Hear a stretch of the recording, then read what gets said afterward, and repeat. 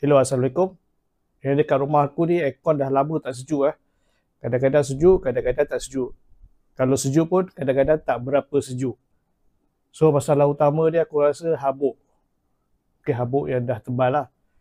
Dah setahun tak servis, mungkin habuk dah tebal. So korang boleh guna ni pembersih aircon iaitu aircon cleaner foam. So dia macam buih lah. So purifying, clearing, sterilize, disinfections.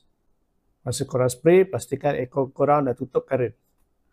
Dan jangan spray dekat bahagian elektronik ni. Spray dekat bahagian bilah kipas dengan tempat penyejuk ni sahaja. Korang spray je macam ni.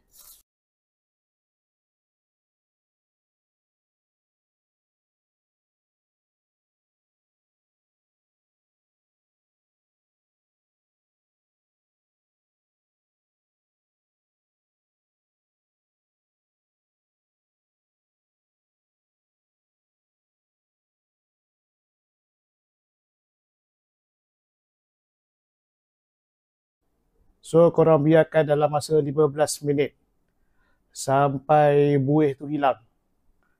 Tapi kalau boleh dekat bawah aircon ni korang letak kain lah. Kalau boleh dekat lantai buruh kain lah. Tu ada buih aircon yang akan jatuh ke bawah. Okay, korang lapik dengan kain kat bawah. So nampak buih dah mula kurang. So korang boleh pasang balik cover. So boleh turn on balik aircon korang. Boleh turn on balik aircon korang. Okey, habuk-habuk dah kurang. Mungkin dah kurang tersumbat ke apa semua kan. Jadi aircon dah